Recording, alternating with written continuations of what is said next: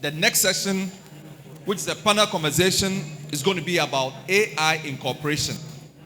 And I believe that this session will be very interesting. The one to anchor this session is in the person of Augustine Kaah.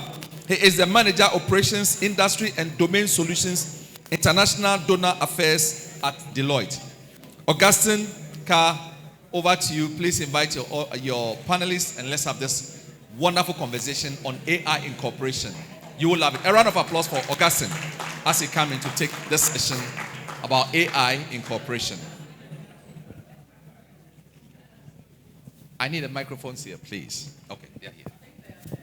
All right, thank you very much. Good afternoon, everyone. So as you mentioned, this session is going to be a panel discussion where we'll be talking about AI, how nonprofit organizations can harness the power of AI without losing trust. Now, in the past years, there's been a lot of conversations about AI and people talking about whether AI is good or bad, whether AI is going to take our jobs. And I was at the technology table where we're having the discussion on AI and some of these things, were coming up. So I'm happy today to have a panel with me here who are going to help us discuss the topic of AI in the nonprofit sector, how we are going to use AI for our day-to-day activities to lessen the burden and also increase the impact that we are going to gain. So to help me with this discussion, I would invite our panelists for them to come forward. So the first on my list is Christian Elongue, Managing Director, Kabod Group, founder, Nonprofit School of Wealth.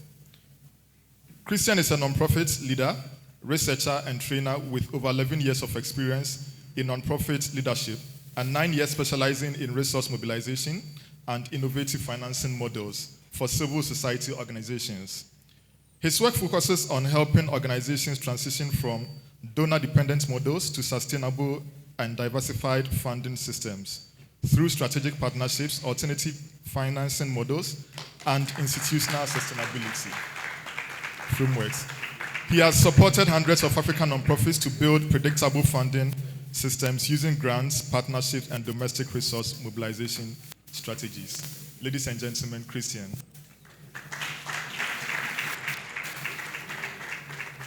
Next, we have Mica Woode. Mica is a monitoring, evaluation, and learning consultant based in Accra, Ghana, working at the intersection of digital development, impact measurement, and innovation. She currently serves as a measurement and impact consultant at Caribou Digital, supporting grantees of MasterCard Strive Innovation Fund and contributing to Africa EU Space Partnership Program, Business Innovation Program. Mica also serves as a male consultant for EduSports, a UK-Ghana education charity supporting community-led spaces across rural Ghana. Previously, as a research and impact lead at MEST Africa, she led evaluations for programs funded by MasterCard Foundations, United Nations Child Fund, and UNDP. Ladies and gentlemen, Mica. Next, I would like to invite Constance Agyeman. Constance is a social innovation strategist and partnership practitioner with over 20 years of experience designing collaborative programs that address complex social challenges across Africa, Europe, and Asia. Her work focuses on building equitable partnerships between communities, institutions, and funders to co-design solutions in education, youth empowerment, and challenge-driven innovation. She is a co-convener of the African Nonprofit Summit 2026 and co-founder and executive director of Partnership Bureau, a Ghana-based organization that strengthens collaboration across public, private, and social and civil society sectors. Next, we have Josiah Kwesi Eyison. Josiah is a leading innovation strategist and co-founder and CEO of iSpace Foundation, Ghana's pioneering innovation hub established in 2013. With over a decade of experience at the forefront of Africa's entrepreneurship ecosystem, he has supported more than 2,000 entrepreneurs and startups through acceleration programs, capacity building, and inclusive innovation models.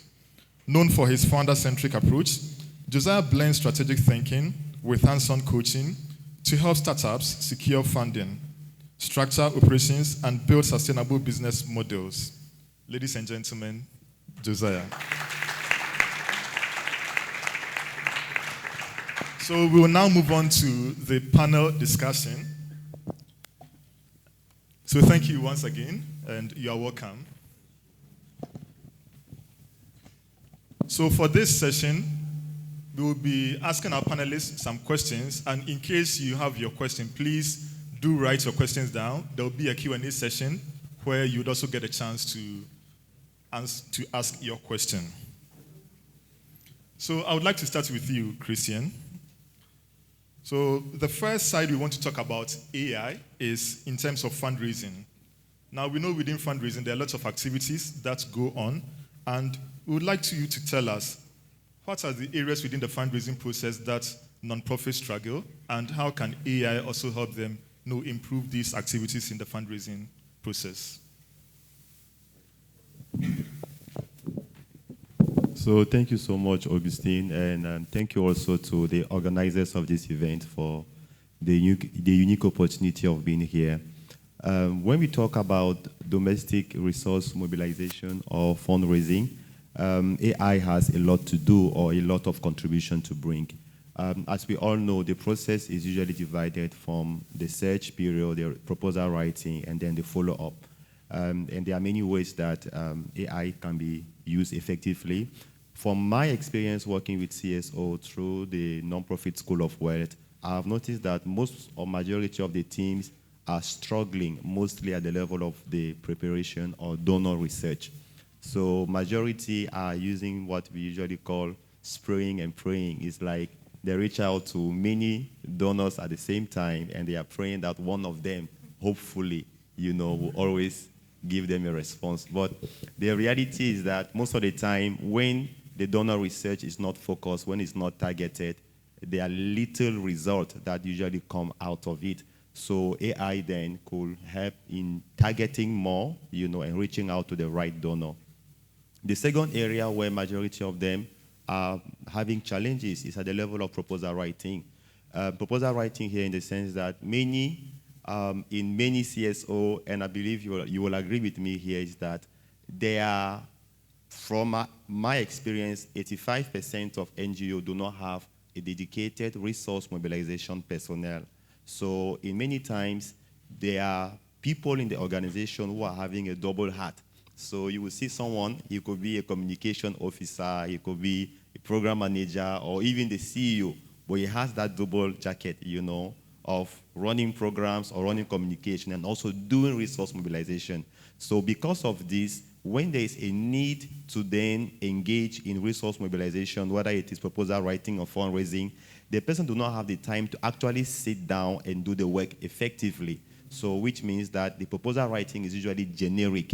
They don't really contextualize how the answers are being drafted. And some will even attempt to use AI. At the end, we have proposals who are AI generated and not AI informed.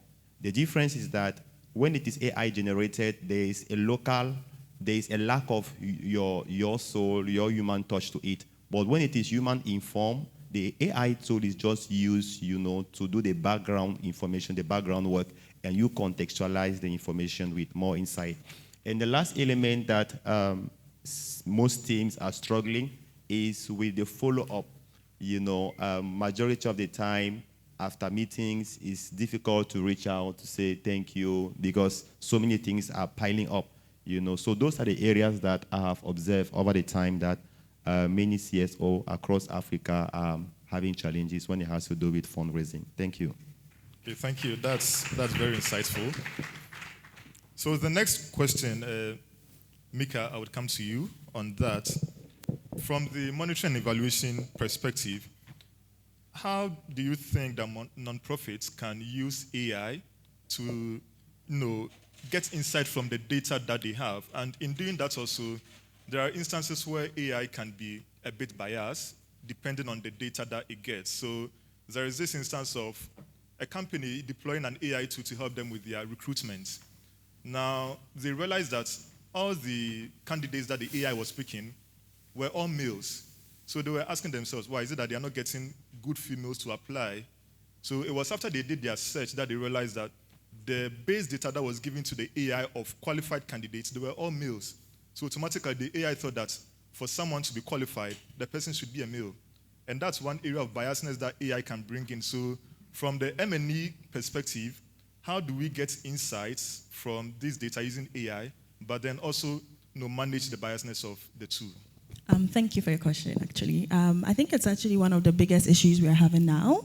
And I would say, coming from the monitoring and evaluation aspect or area, you know that every time you're working with data, it's coming with some limitations, it's coming with bias. And one thing AI does very well, like your example, is only to accelerate the bias you've delivered to it. And I would say maybe 2 key ways to manage this process is be honest about the data you're working with. So definitely try and list every limitation possible and try and be specific with what you are trying to achieve with your data, especially when working with AI. And I would say the best way to do this is oftentimes working with those who are closer to your inputs or your outputs, or those who are really closer to your beneficiaries that you're supporting. So it means picking their mind, getting their feedback, and then working together to build a structured criteria to then build a prompt. And the second suggestion I also give to guide managing bias is triangulation. So similarly, best like the process I've just described here, you do have to continuously review your work, critique what you are trying to do. And the triangulation is basically what I described. Reach out to the people you're working with and try and mitigate this. And I think one key thing we all have to remember when it comes to AI is that AI should never be making final decisions about these wonderful organizations you've set up.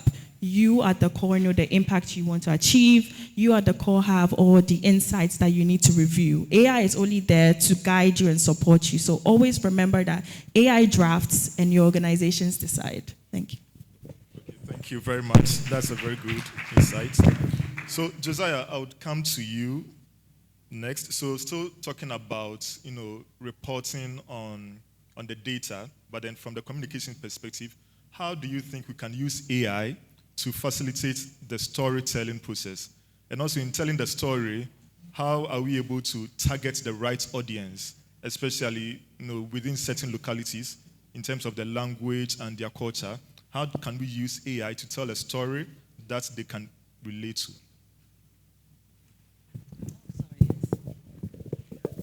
And once again, thank you. It's a pleasure being here.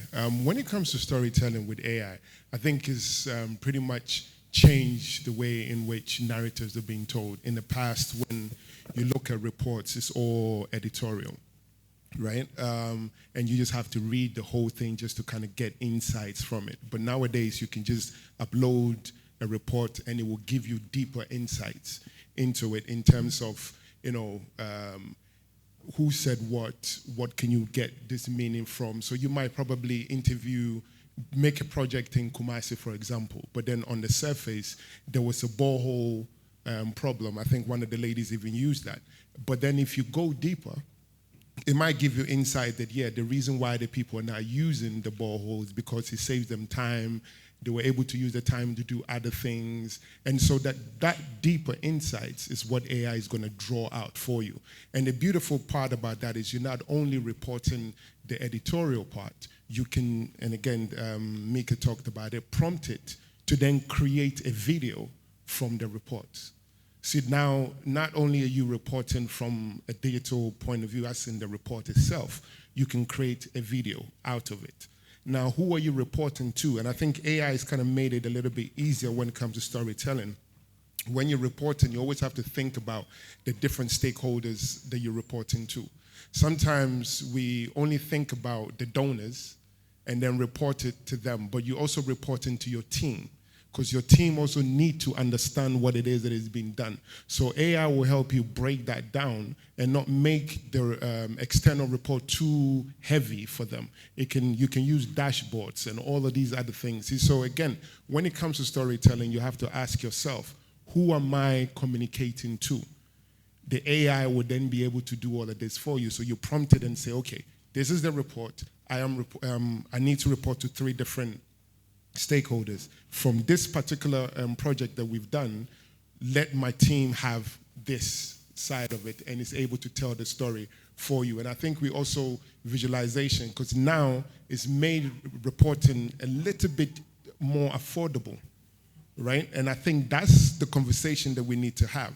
Unlike in the past where people need to go and pitch, present the report, you can put it all together. AI can put it all together for you, and then you can just send it. Within minutes, you've got the report. So I think when you're storytelling, if you're not using AI at the moment, that's something that you definitely need to use. ChatGPT is great, but I would always advocate for either Gemini or Claude. Both will really give you the information that you're looking for when it comes to storytelling. Yeah. That's very great, one, Josiah, because I can relate on some of them, especially when you are developing infographics, because a lot of the times people don't have a lot of time to read a lot of the information that you are putting out there. So if you're able to just come up with a very nice infographic telling the actual story that you want to put out there, it's easy for people to understand and get your message across. So thank you very much for that. So Constance, I would come to you.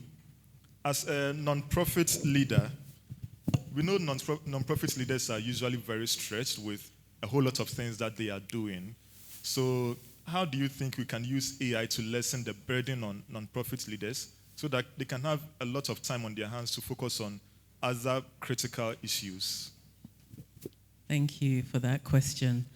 I think as a non-profit leader, and I think leaders in a lot of capacities often find themselves in what they consider a lonely role. They have a lot of responsibility and they have to do a lot of that thinking and planning and ensuring all the pieces are in place. So I think AI in the first instance can be a critical friend. I think sometimes we take the position where we rely on just asking the AI to give us everything and then just saying that's it. But actually it's about putting forward your ideas as a leader and saying either this is what I'm challenged with, this is what I need to achieve, this is how I'm thinking about it, this is what the priority considerations are for me, and therefore let's think through and work through and interrogate that process. So I think as a critical friend in terms of thought leadership around considerations of running your organization or representing the organization, AI can be very useful in that capacity. I think in terms of the efficiencies and the processes, we have to deal with a lot of different processes, a lot of different departmental considerations, whether your team is one and you are doing it all yourself, or whether you've got a larger team and are having to deploy lots of different activities. So I think the dashboards that Josiah talked about are really helpful in terms of being able to visualize where teams are at, what they're doing, what the priorities are. It also enables some transparency for the team to be able to see what each other are doing, what's being achieved together, how that's going. It all kind of, I suppose, the internal communication process of the team, and that kind of feeds into that. But also just in terms of also keeping up to date with some of those policies, those frameworks, those things, being able to plug in and say, are there any updates? Are there any new considerations that we should have? Are there any new areas of thought that people are interested in that help you also think about organizational direction? So those are some of the ways in which AI can be helpful in leadership. Okay, great one there. Thank you very much. So, Christian, let me come back to you. Now, still on the fundraising bit, how do you think fundraisers can spend more time on building relationships rather than doing just the normal day-to-day job? Because we know for fundraisers, relationship is very key.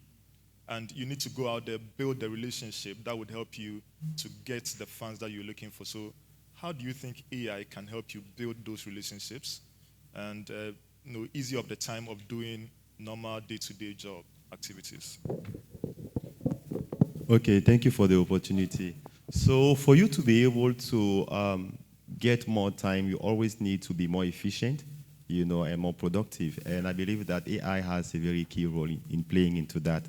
And if you are here, for example, and when you are doing your donor profiling, You still have to go and search for individual donor. You still have to go and read through long donor requirement. AI can save you a lot of time in that regard. So at the level of your strategy and donor intelligence, AI can fast track the process. And there are some tools which I will really recommend. For example, Perplexity AI. For those of you who are familiar to it, you know how when you are using Perplexity, it gives you the sources, it gives you more details about what you are asking. There is also Grant Station, which could also help you gain more intelligence about the donor that you are targeting, whether they are falling within the environmental sector, the educational sector, or the climate change sector. No matter, when you go and use Grant Station, you will get more insight at that level. And there is also Instrument. A second way you can buy back your time is at the level of the proposal writing, which I mentioned initially. So how do you do it practically? If you are here and you have ever had to sometimes just look at the requirement, and there are so many, you are wondering, am I really eligible for this? Do you know that many funding requests or funding proposals are being rejected just because of misalignment? You are just reaching out to the right donor or speaking to the wrong person. AI can save you, or buy back your time in that regard. Now, ask me why or how. Number one, you can save time by, for example, giving AI, whether it is ChatGPT or Gemini, and as Josiah has recommended, I really recommend Gemini for that. Gemini simply because most of the search is being done through Google, so their information are more refreshed or up to date compared to the other artificial intelligence tool. So you give him your information about your organization, previous impact, anything that you have done previously, and then depending on the donor that you want to write the proposal for, you also give him the grant requirement or any other details that you have, and you ask him questions based on this and based on that. Am I eligible? What is the best way for me to go about this? Are we getting place? Which will ultimately save you the time that you will have spent going through the entire document back and forth. A third area, or a third tool, especially also in the area of proposal writing, is at the level of the follow-up. And at the level of follow-up here, sometimes, let's say as we are here in this meeting, you do not necessarily need to be writing down the names of people, saving their cards. There are tools like Blink, which you can easily have access to on your Play Store or Apple Store. With Blink, you can directly save someone's card. You don't have to, take the details. We have LinkedIn Sales Navigator, which can help you to have a targeted donor research, knowing exactly what the person does. AI also, after you have identified a specific person using LinkedIn Sales Navigator, you can also use AI to draft personalized engagement messages. Majority of those who reach out to me sometimes on LinkedIn, they have a generic, message or content, or just want to connect with you. And sometimes LinkedIn gives you the generic message that is already in there, but they don't make time to personalize. Why are you reaching out to the person? Now, AI can help you craft a specific message based on the person's profile on LinkedIn, right? You copy the link of the person, or you download his profile and you put it to the AI. You say, I would like to reach out to this person who belongs to this organization based on this goal.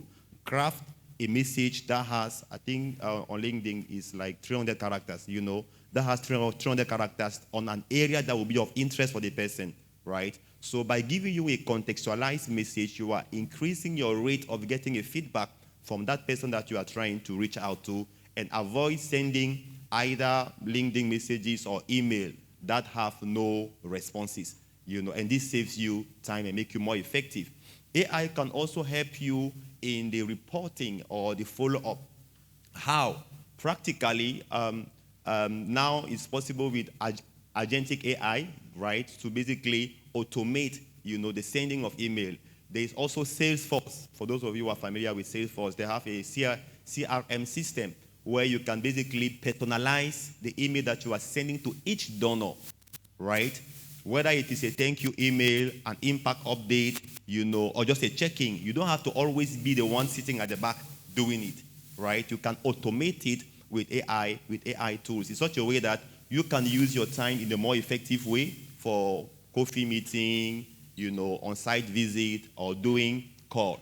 But one of the areas that I really discourage CSO of using AI for, especially in the matter of trust, as you have indicated, is using AI for doing follow-up calls. I beg you, please.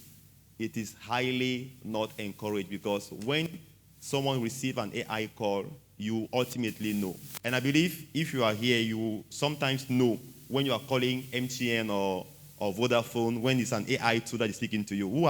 Who can discern that when it's AI?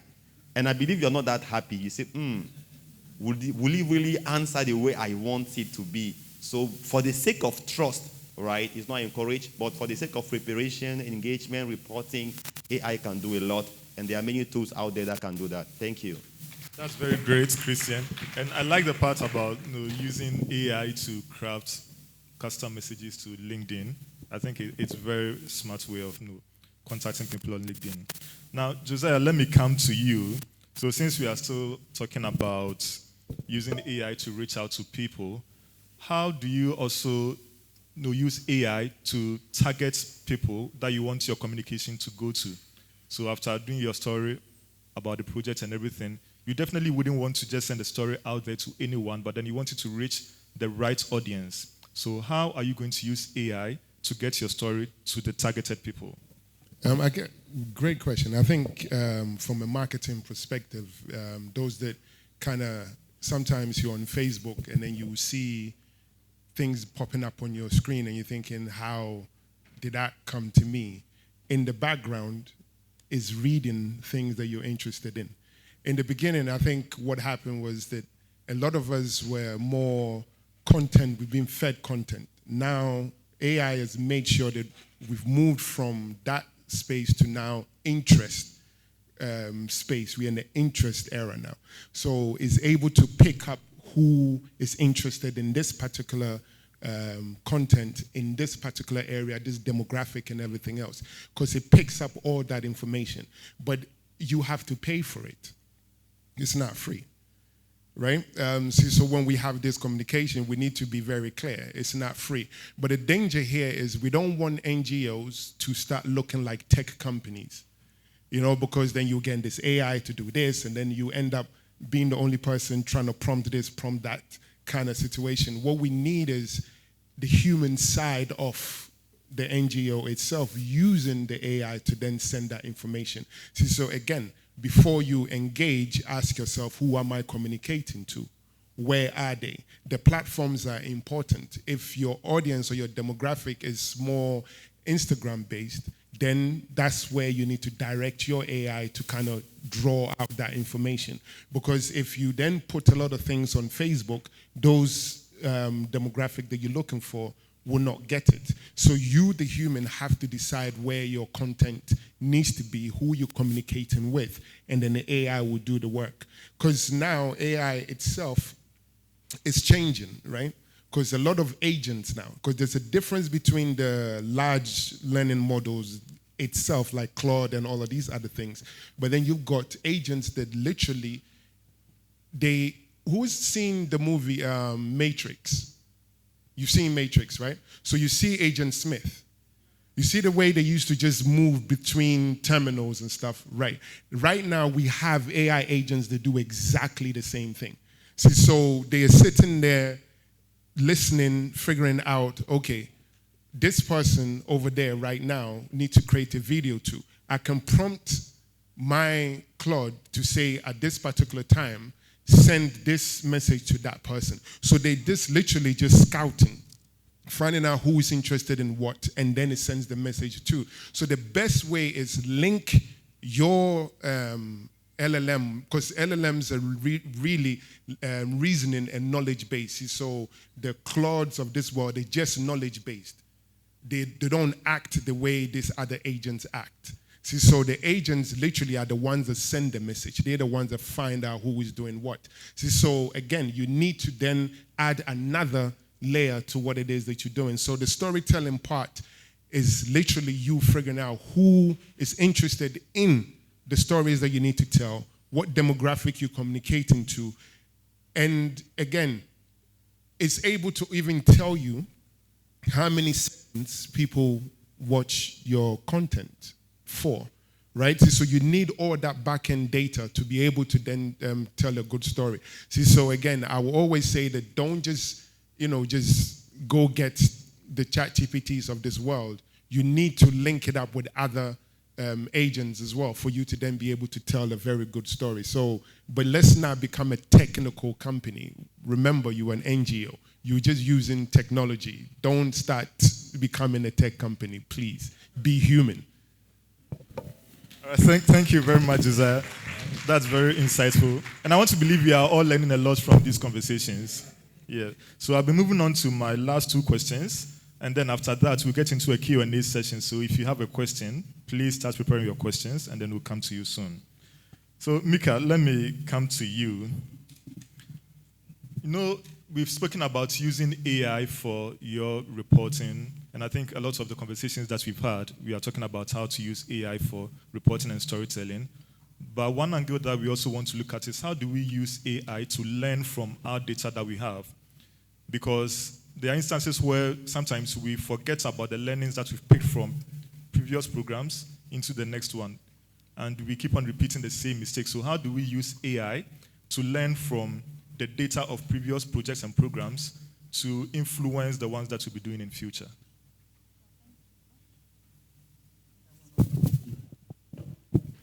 So thank you. I think before I go to the AI aspect, I'll maybe follow the theme of human-centric first.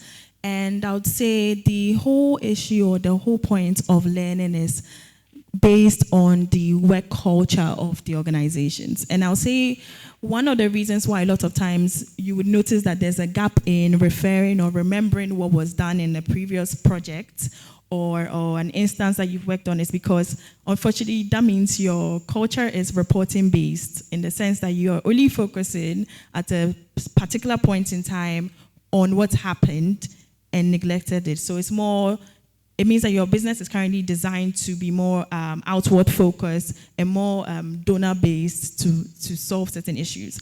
And I think the first step to making sure these learnings are actually even adopted with AI is to make sure your organization has a learning culture, in the sense that in everything you do, you put down the point that you would always need to reflect on what has happened, whether it's at a weekly point or certain set standards of your calendar, your annual year, to do this kind of reflection. And once that's set and one that's part and parcel of your culture, that's when you're able to benefit from what AI can do for you. So I would say for a lot of nonprofits, one of the biggest points or entry points that you could benefit from when it comes to AI is your qualitative insight that you gather. And AI is what's going to definitely help you pick out the key insights and the key learnings that you could actually use to make some of the implementations you are looking to do. So that's definitely one thing you could focus on using AI to do when it comes to picking up learnings. The second thing would also be to also build the culture of more design-oriented activities with AI. So for example, you know that you are going to do an evaluation, or you know that you want to track certain milestones that you have.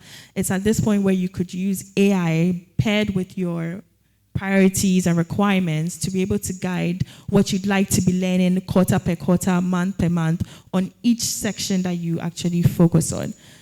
But also there's a caveat where having access to AI means that you have to also embrace the behavior of critiquing, because one of the best parts of AI, like everyone has said, is that it saves time, it's fast. And a lot of times when the speed, and you're enjoying the speed and you're getting things done, you're able to have your learning sessions frequently, you actually forget to pause and stop and critique to see if what you are following through or what you're actually implementing is correct. So these are some of the things I feel should guide you when it comes to learning, but it all comes down to the culture that you have in your organization. It really has to be learning based, and then that allows you to be able to pair AI to do any kind of learning or reflections that you'd like to do in your annual year or your calendar year. Okay, thank you very much. It's all about learning. So my last question, and Constance, I would come to you for that. We've spoken a lot about AI here. Now, as a nonprofit leader, what are some of the things that you need to first of all look at even before you bring AI into your organization? Oh, good question. You have to understand what you are doing in your organization, what your organization is there for, what the goals of your organization are. AI is not going to answer that for you, or if you let AI answer that for you, it means that it's not human-driven. It's not necessarily born out of a need that has come from experience or of witness. And so it's important that you establish an organization with a sense of the AI being used as a tool to help you do that, to help you achieve the goals that you already set out, to help you maybe shape some of the structures on the processes within your organization.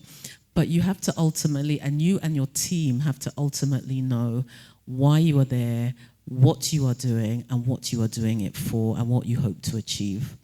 And then that enables you to get the best out of the AI when you use it, because then you are actually interrogating and driving the AI towards responses or processes that you need, as opposed to just this scattergun approach of saying, oh, just tell me everything I need to do and what needs to happen. Have a commitment. We've generally all started this from a passion base or a needs base or a witness base. And so hold on to that as the core principle. There are tools in the technology. As you say, don't let the technology drive you. Let's not become technology-driven organizations. But let's also not fall behind and not use the technology where it's useful. But if we're not grounded, centrally human, then the technology will end up running us, and that's what we don't want in terms of achieving our goals. Okay, great one. Thank you very much, Constance. So now we've gotten to the point of Q&A. Okay, Josiah. Real quick, you know what I was talking about earlier about the languages, right? So I had to send that information to the guy at the back. So what you see in the middle, those are the LLMs, the Claudes of this world, the Gemini. So they sit in the middle, right? They reason with you, you can talk to them and everything else. The agents you see are these other agents. So if you want to do a good video, you go over here. If you do voice marketing, Jasper is the one. If you want to do an agent that orchestrates stuff for you, you go to Crew AI. So you can send information to these guys. Literally from here, they go here, and then they go and find out the work that they need to do. So if you really want to be effective, that AI system alone, on its own, it's not going to work. So you need to connect it to so many different things. But data protection is important. So I just wanted to show you the whole setup in that sense. That's very great, Josiah. Thank you very much. Yeah. So I'm sure we are all learning a lot. Looking at what Josiah just presented, it's really insightful and powerful. So thank you very much, Josiah. So I would open the floor for questions. If you have a question, please raise your hand and the microphone will be brought to you for you to ask your question. Yeah, thank you very much. And thank you so much for this session. So I use AI quite a lot, but I have an issue where I feel I'm giving a lot of personal data out, especially with respect to work and all of that. At what point do I integrate what I'm doing? Now we are in the AI age, but at what point do we decide that I'm not going to give enough information, but I still need the info from AI? What do I do about it? Thank you. It knows your information anyway. You think you're giving it information. The information is already out there. We do have to find a balance. So now let's have a proper technical response.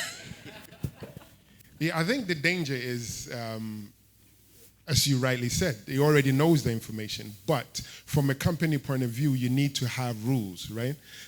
Financial records, for example, you can't upload it onto the system, particularly if you're using the free models, because with the free versions, you are literally giving your data for it to train the system.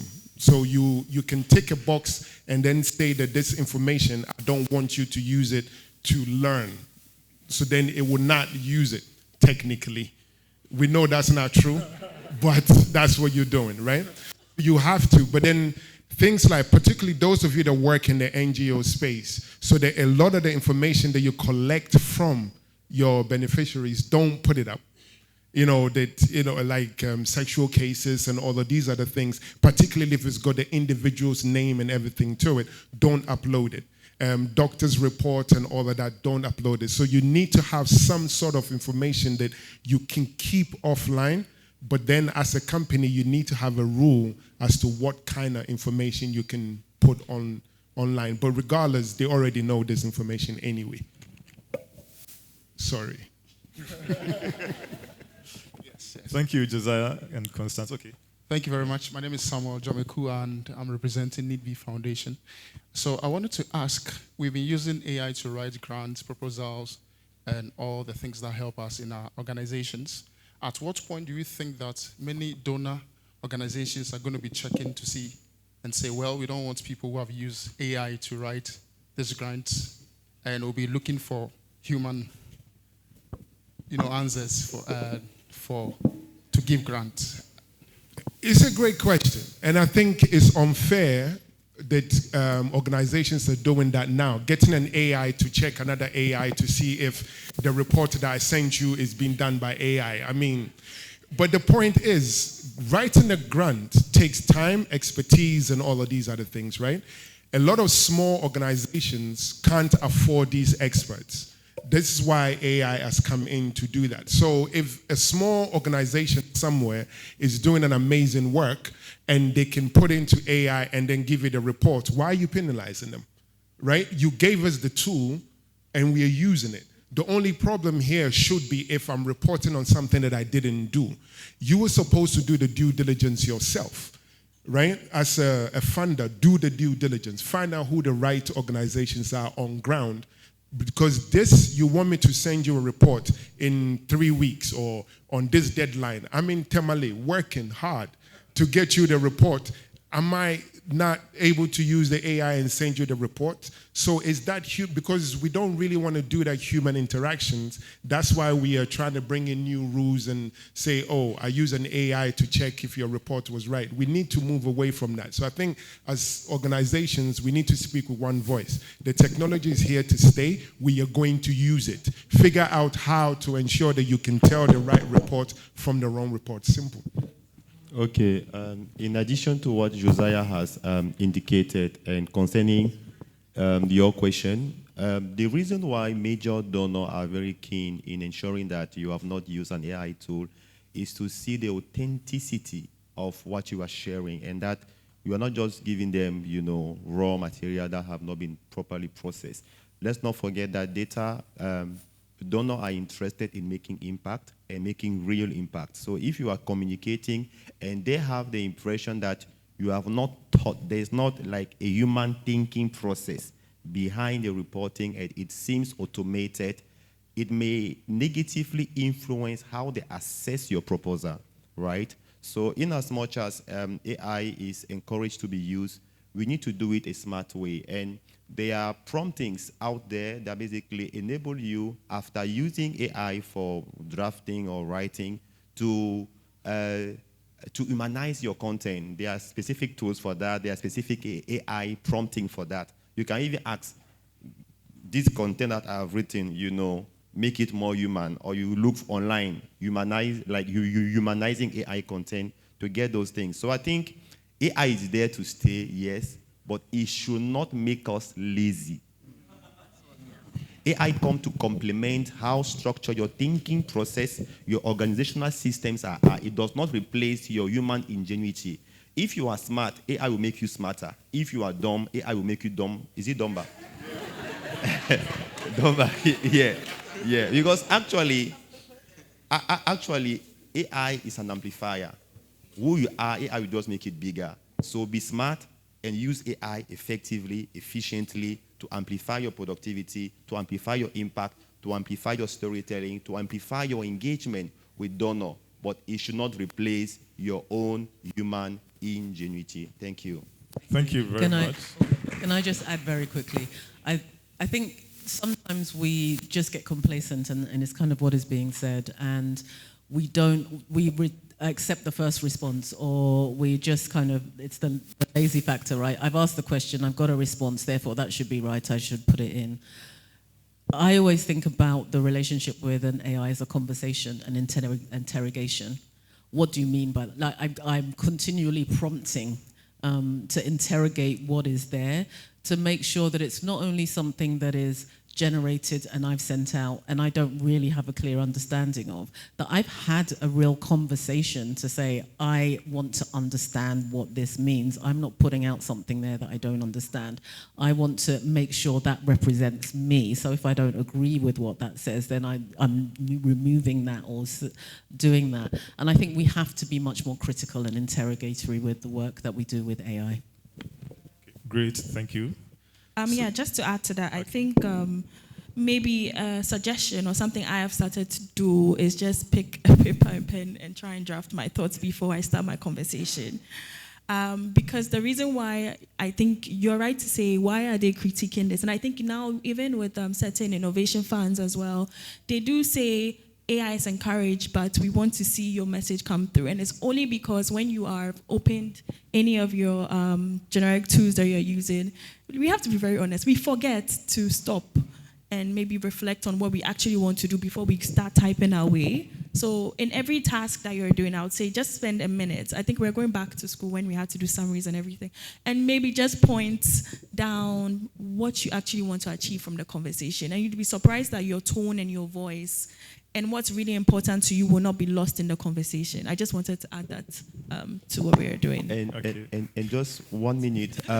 Who here has ever realized that now people write a lot of long email, and you are wondering if they have really sat down, and you feel like you just feel off, because you know that in real time, the person will not actually write such a long email.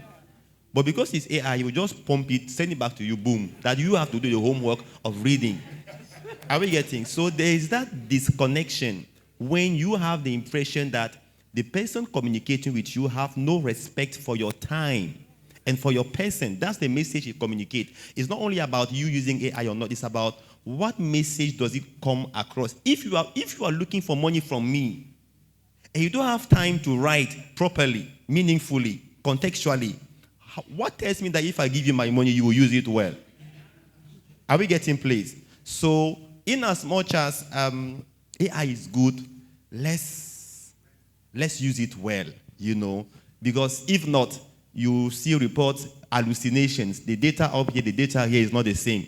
It's telling something here, no coherence. So that's basically what I would like to say. It shows respect to your donor when you contextualize, you use personal stories, you use data, you use cultural nuances. That shows that you have actually, sat down to communicate what you are sharing. You will feel more respected, more trusted, and you will get a more positive response than someone just throwing something just like that out of the box. Yeah, thank you. All right, thank you. And a lot has been said by our panelists, so thank you very much for that. We are behind time, so we wouldn't take any more questions. But then after this session, our panelists will still be around, so in case you have any question, please feel free to contact them, and they would be ready to address your questions. So I would like to thank each one of you for the attention and for your questions that you've also given. And I would also want us to thank our panelists here for the great insight that they've given. Shall we please clap for them?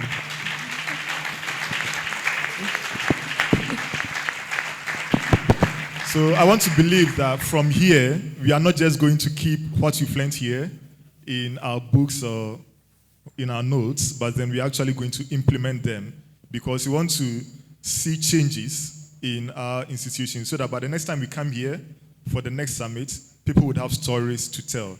So once again, I would like to thank you all for your time and enjoy the rest of your day.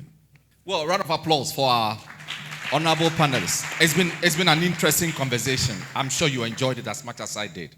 I want to thank you all so much for this time, and we're going to break for. Yes, you've been wonderful. You have been really, really wonderful. Thank you so much, Augustine, for this session. Round of applause. Now you can take your seats. Now, thank you so much. Thank you. Wow. I think this is the essence of this summit, to